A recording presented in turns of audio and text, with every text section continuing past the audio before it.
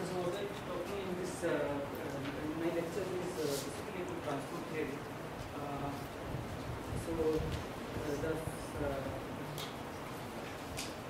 So first what I in the first three lectures what I do is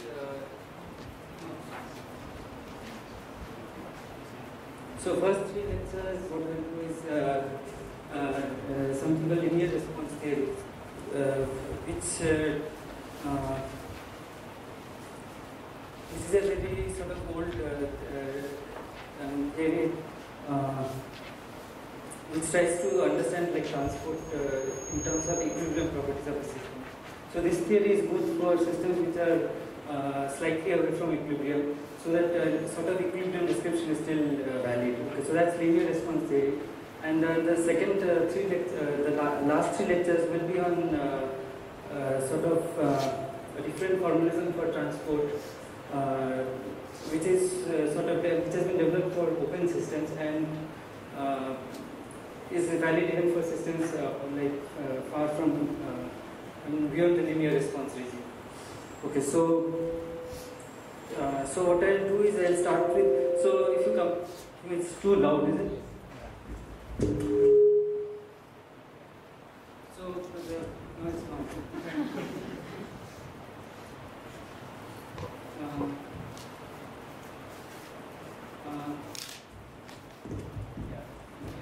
No, it's okay.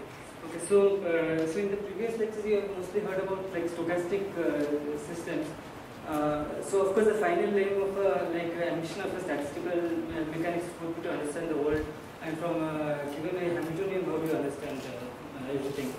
Okay, so that's what actually linear response theory tries to do, and try to describe so actually when you observe phenomena quite often you see stochastic behavior.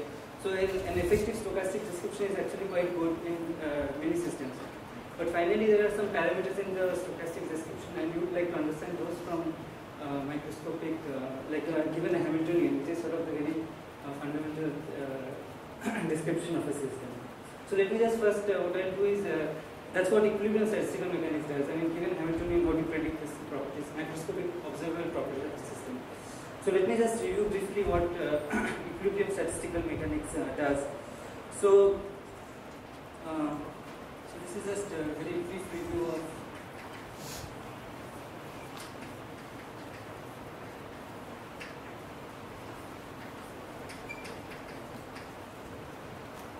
so this is overall topic that I am talking about is linear response.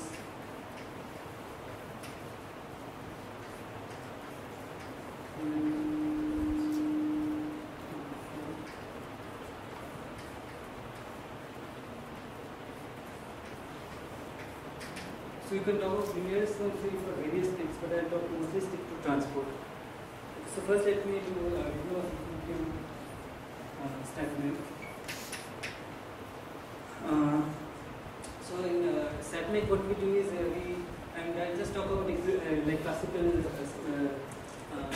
classical statistical physics. I mean extended into quantum is sort of straightforward.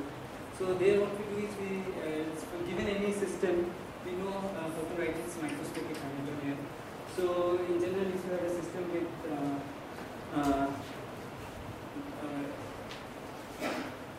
n particles, then its Hamiltonian, let's say whatever dimension, is in general given by some form like this. There is some kinetic energy, so n particles, and some potential energy, which usually is taken to be as nearest neighbor, not nearest neighbor, but particle interactions. So some overall particles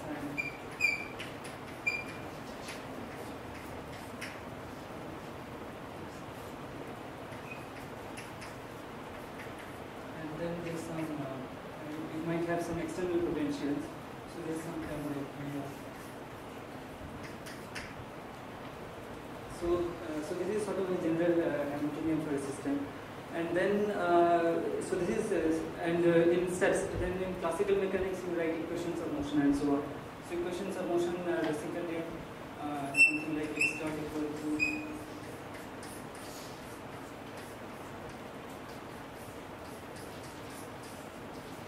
So I'm just writing in a condensed notation, assuming that everyone is sort of knows what it actually means. And I have some indices out there.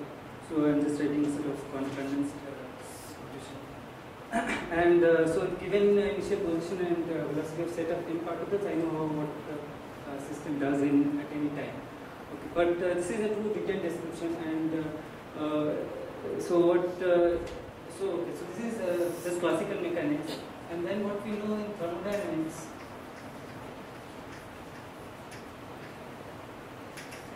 So this is basically the microscopic description of the system.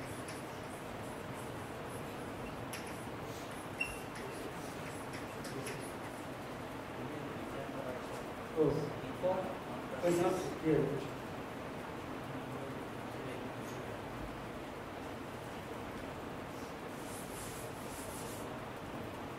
So this is the microscopic.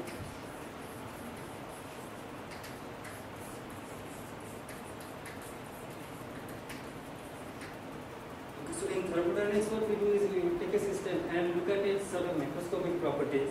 And supposing you take, for example, a box of gas, then what you can really measure in the experiment is not like all these positions and momentum of the particles, but you can measure something like maybe the pressure at one end of the box. So measured variables are things like maybe the volume of the gas, the pressure of the gas, and then the temperature, which basically is like when you put a thermometer, what it measures is the average kinetic energy of the particles. So you can measure like these averages quantities like this. And then what we are interested in things like with the equation of state.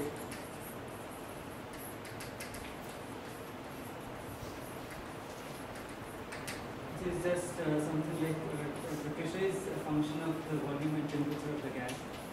And so for an ideal gas, you just get P equal to NKT, and for Van der Waals gas, you get some equation. And so this is one of the things you'll be interested in a macroscopic system. I mean, then there are other quantities of interest.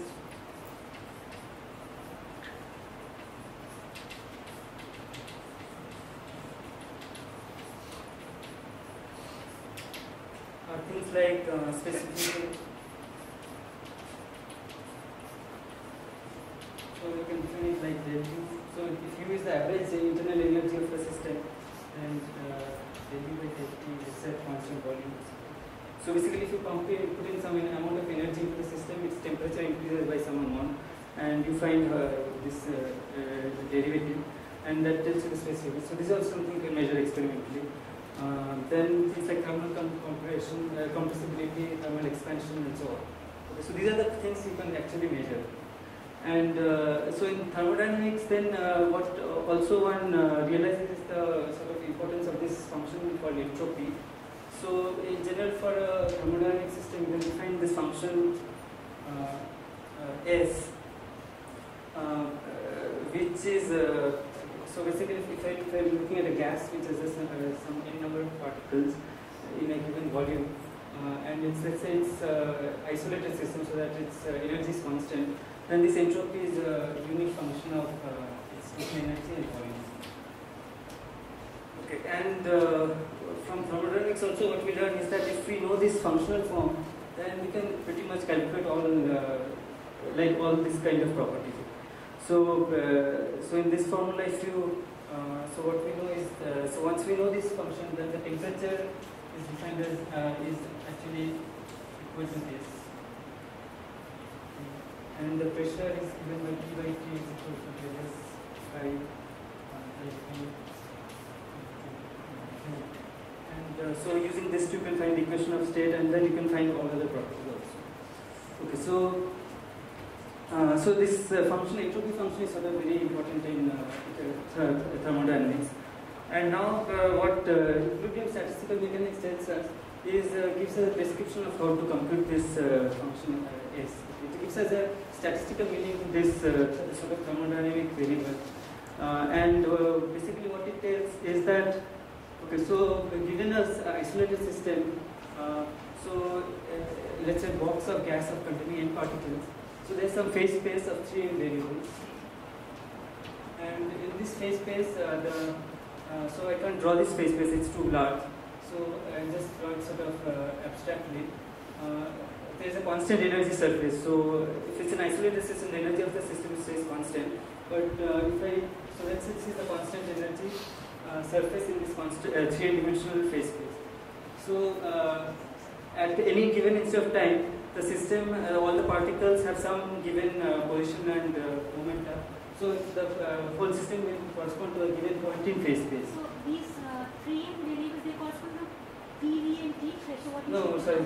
These are the microscopic. So now I'm going back to the microscopic description. So these three n variables are the sorry, this is 6n. So just tell me if I say something wrong. So these 6n variables because there are 3n positions and 3n momenta. So if I tell all the positions and moment of all particles, then that's a complete microscopic description of the system. So at any time it's in some point on this constant energy surface.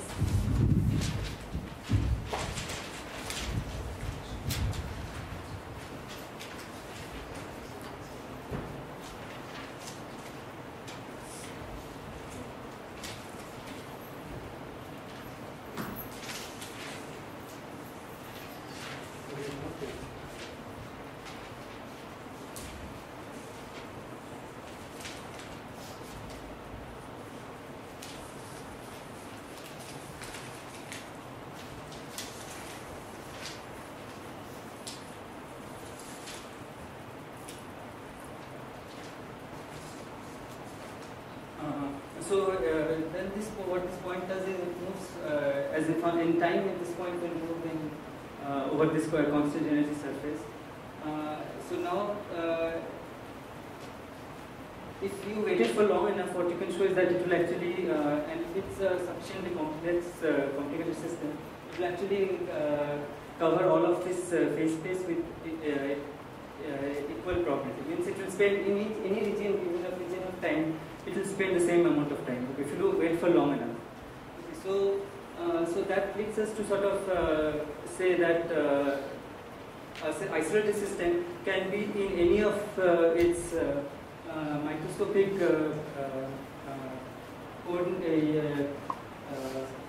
can be in any of these microscopic points with equal probability. And so I can say what is the probability that the system is in some point in this space.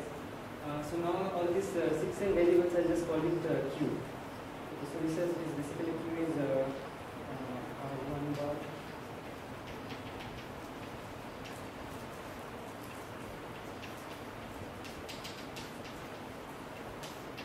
So this 6n variables. And so P of Q is basically, I mean, it's, so if I find the total area of this phase space, so this constant energy phase space, then P of Q is basically 1 over this total area. So this I call omega, and this total surface area of this constant energy surface will depend on the volume of the volume and the energy I am looking at, and the number of particles. Okay. And so what I am saying is that any point in phase space is equally probable.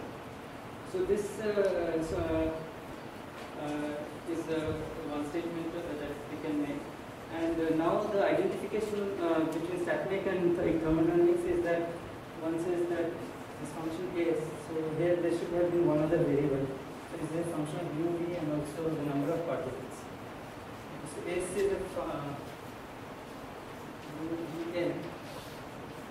So this will be a log of this function. So this is something, it's a purely microscopic quantity because it's just this area of this constant energy surface. So given the Hamiltonian, I can calculate this area, and then I make this identification that entropy and entropy is actually obtained by this. Okay, so I won't go into the details of why this works. I mean that's a sort of very I think it's a sort of difficult question actually, and I'm not sure it's fully understood why it really works so well. But given this prescription, you can actually calculate everything in thermodynamics. So given the starting from a Hamiltonian, microscopic Hamiltonian, you consider omega, and you construct this entropy function, which is the same entropy function you use in thermodynamics, and from that you can calculate all equilibrium properties.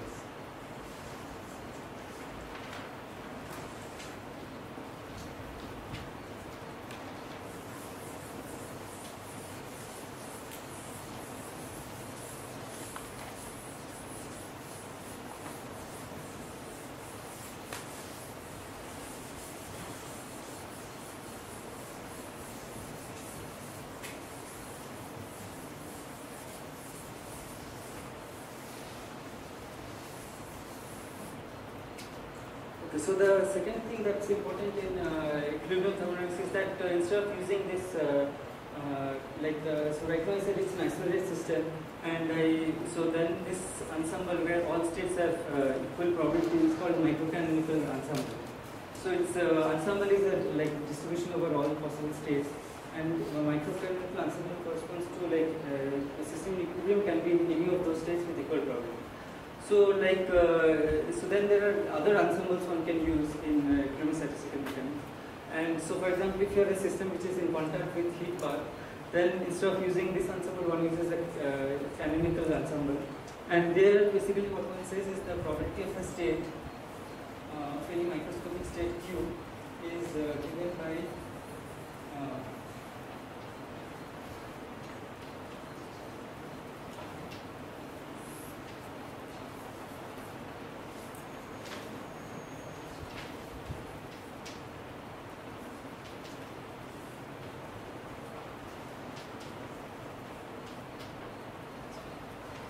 so this is a canonical ensemble, and here I have this object which is just a normalization constant, and it's called the partition function of the system, and it's a function instead. So S was a function of U, V, and N.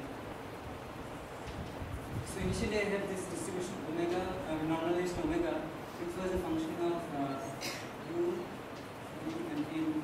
And now I have an ensemble where the energy is not constant, but instead it's a constant temperature. So U gets replaced by beta, and here I have a Z, which basically is this multi-dimensional phase-space integral with the integral. So and I can now define. So just as I define S equal to K log omega, now what I do is I define this function equal to minus 1 by beta log of Z. So this is the function of P, V, and N, and this function contains the same information as this function. So from this I can also obtain all equilibrium properties of the system. So this I think is called the Helmholtz function. Is it? Helmholtz free energy, sorry. Okay. So then there are the other ensembles you might have. So this is a system which is exchanging. Which is in contact with heat reservoir, and you can have a system which is in contact with particles can also go in and out of the system. Then you use a grand canonical ensemble, and there instead of Ft, Vn, so n is no longer constant, and you would have so that is defined as so this is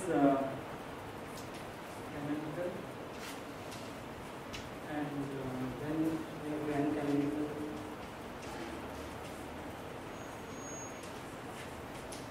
This is EF2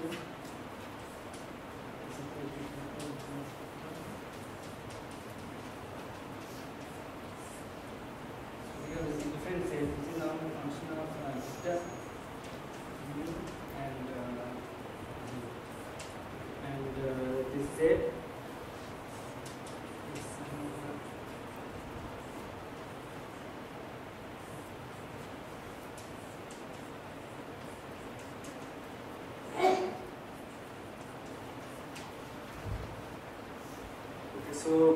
So n is no longer a constant thing. So this now becomes a function of mu, and I can so the number of particles is fluctuating, but I can find the average number of particles from this. So again, I define a free energy, which is let's say G equal to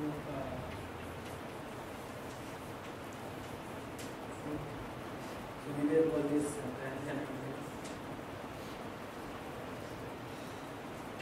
and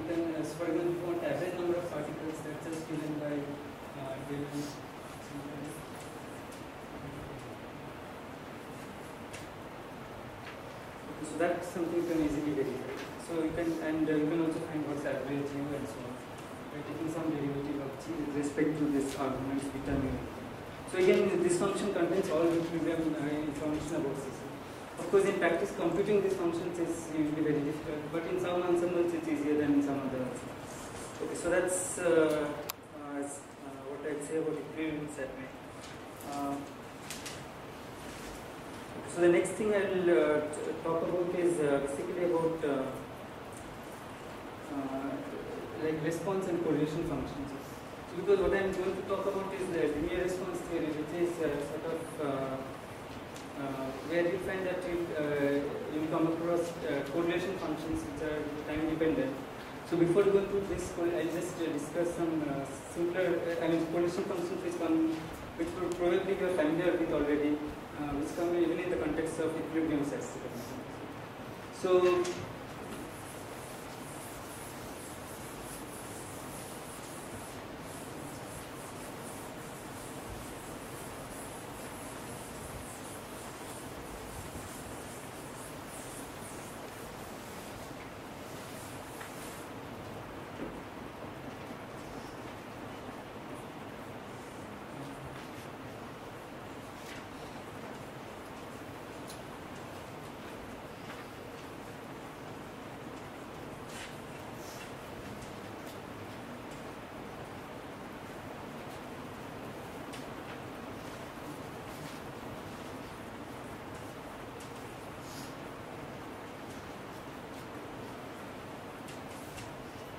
so first I'll sort of give a very simple example of let's talk about a single, just a simple harmonic oscillator which is in contact with the heat bar. So we can actually, so usually one things that you can do static only for a large number of particles, but actually even for if you have a single oscillator which is coupled to a heat bar, then it's still described by the canonical ensemble. So let's take just a single. So as a particle in a whale and it's in contact with the heat bar, so that it's so then I know that so what's the Hamiltonian of the system?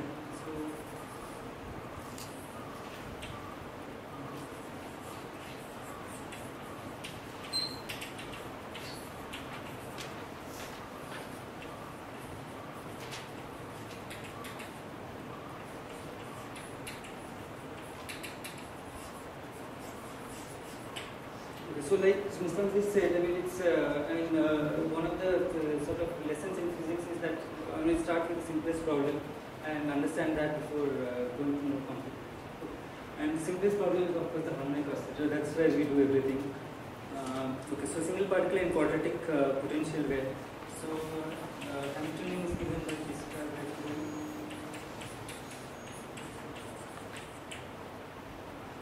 okay, so now. So first thing is that if it's in contact with the heat bar, then we know that basically at any the probability that so this is just a two-dimensional phase space for the system, and it can be xp with probability. So probability, so instead of p, I will actually use rho for the phase space distribution. So rho of xp when it's in equilibrium, so it is 1 off. Equal to e⁴ minus theta and z. H is just this, and I should stop here, right? This much is visible.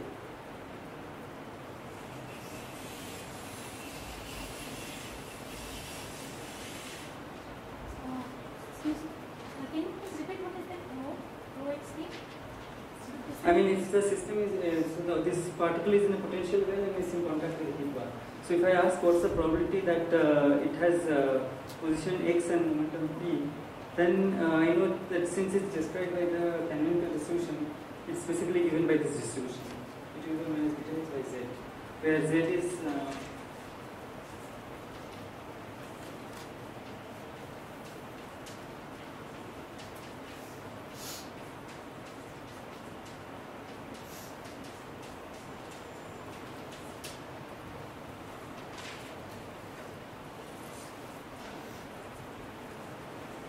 so this is I call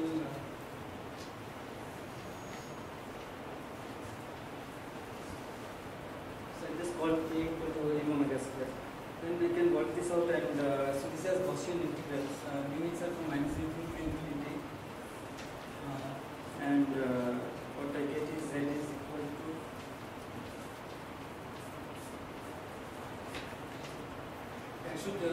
so this one it's better to make it dimensionless, so it's normal to kind of divide by some like h, because even though this is purely classical, and just to make it dimensional, and also there are of course deeper reasons, so it's better to divide it by a factor of h. So h is Planck's constant. I mean it won't come anywhere, but just to make it dimensionless, I divide it by h. So the answer or h cross answer. So then if I do this. So how do you get that omega over there? K is equal to m omega. I just defined k as omega omega. What is omega then? The same? I mean usually when you have an oscillator, this is the equation of motion, right? And quite often you write it as, like finally you find it's moving with some frequency. And that is just omega square, omega is k over m. So I'm just defining it. Oh, sorry. Oh,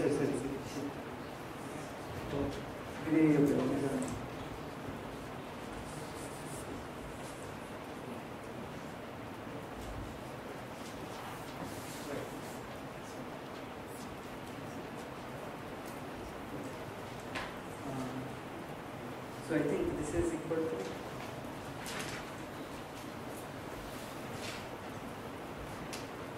so if you just work it out, it will turn out to be this x cross omega 1. And like I said, if you define the free energy is equal to minus 1 log c, and so that will be equal to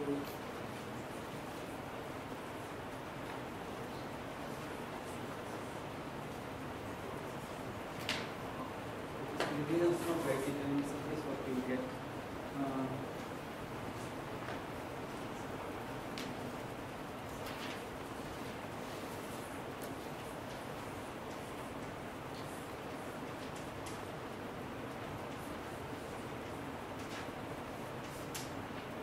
From this you can find the entropy, which is given by minus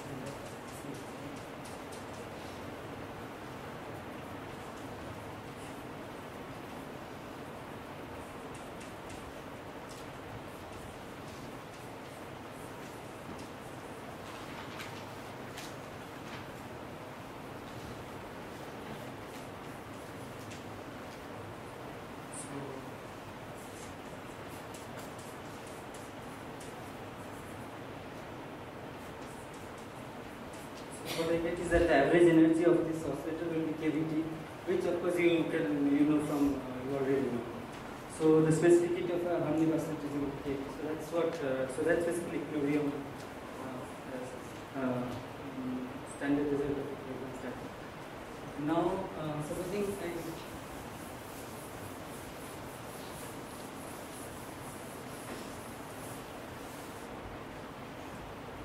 so now something I take this particle in a trap and I apply, so like for example if this particle is charged or something, I can apply an electric field. So that's like putting a perturbation of force on this, and I ask what's the displacement of this. So in this case if I find what's x average, it's equal to 0. So right now the average position of the particle will be at the center of the trap. So x average is 0. Now if I apply force, I can ask what's the displacement of the particle. So that's the response to an applied force. Okay, so if I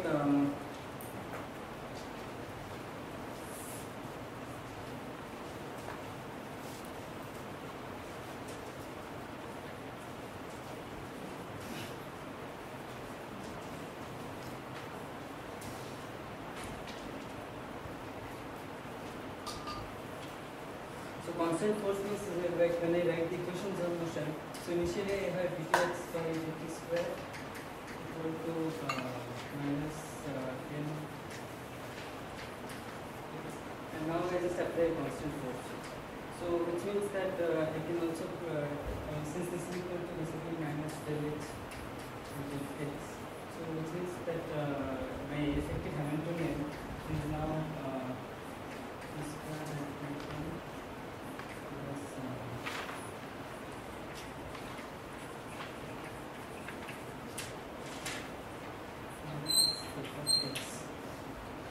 So now, if I apply a constant force, then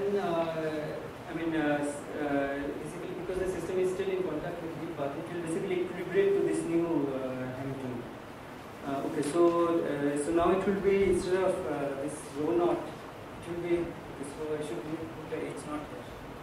So this is the unperturbed Hamiltonian, and now I have a new Hamiltonian, and so it's the new distribution is basically equal minus the h and z. The h is has this extra sort of perturbation minus f of f into x. So right now f can even be large, that's fine. Afterwards we'll restrict ourselves to small f, but this is true for ADA. Okay, so given this, now again I can find the partition function z. So z is now, so previously the only parameter in the problem was the temperature, right? And there's nothing else. So now I also have an applied force. Okay, so this is like for a gas, it's like a pressure. So it's now it's a function of beta and force. And this is given by dx